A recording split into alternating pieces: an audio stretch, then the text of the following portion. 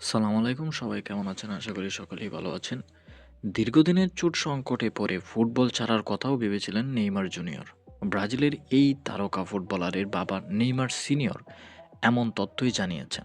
সান্তোসে ফেরার পরেও একের পর এক শারীরিক সমস্যায় ভুগতে থাকে ৩৩ বছর বয়সী এই ফরোয়ার্ড।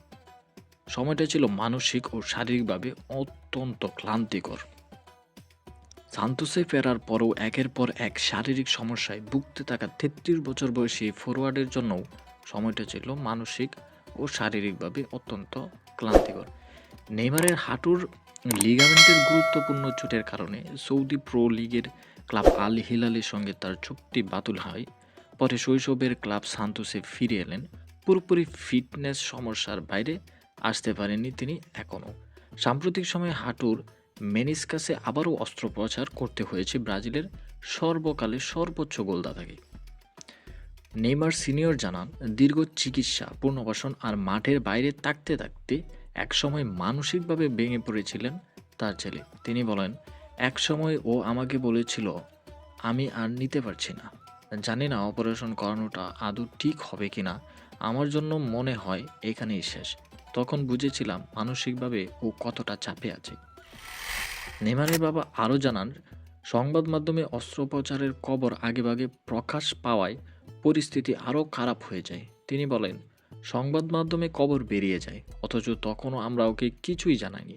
তখন ওর মাথা একেবারে ফাঁকা হয়ে যায়। মানুষ বলতে থাকে নেইমার এবছর আর খেলবে না। এসব ওকে ভীষণভাবে আঘাত করে। তবে সব কিছুর পরও অবসরের সিদ্ধান্ত থেকে সরে আসেন নেইমার। ২০২৫ সালে সান্তোসকে কাঁধের কিনারা থেকে বাঁচাতে ব্যথা নিয়ে মাঠে নামেন এই ফরোয়ার্ড। পাশাপাশি ২০২৬ বিশ্বকাপে ব্রাজিলের জার্সিতে খেলার স্বপ্ন এখনও ধরে রেখেছেন দেশটির সর্বোচ্চ ৭৯ গোল করা এই ফরোয়ার্ড। নেইমার সিনিয়র জানান, বিশ্বকাপের লক্ষ্যই ছেলেকে আবার মানসিকভাবে ঘুরে দাঁড়াতে সহায়তা করেছে। তিনি বলেন, আমি ওকে বোঝাতে চেষ্টা করেছি, কিছু মানুষ খুব জোরে কথা বলে, তারা চায় তুমি হাল ছেড়ে দাও, কিন্তু যদি আমরা এখন ছেড়ে দিই তাহলে আর খুব বেশি কিছু বাকি থাকে না। বিশ্বকাপটা সামনে রেখে এগিয়ে যেতে হবে। সাম্প্রতিক অস্ত্রোপচারের পর পুনর্বাসন প্রক্রিয়ার মধ্যে আছেন নেইমার। আপাতত অবসরের চিন্তা স্থগিত রেখেছেন তিনি। ইউরোপ বা MLS-এ যাওয়ার গুঞ্জন থাকলেও ব্রাজিলের সংবাদ মাধ্যমের প্রতিবেদন অনুযায়ী আরও এক মৌসুম সান্তোসে থেকে ২০২৬ বিশ্বকাপ পর্যন্ত খেলার পরিকল্পনা এখন অগ্রাধিকার নেইমারের সামনে।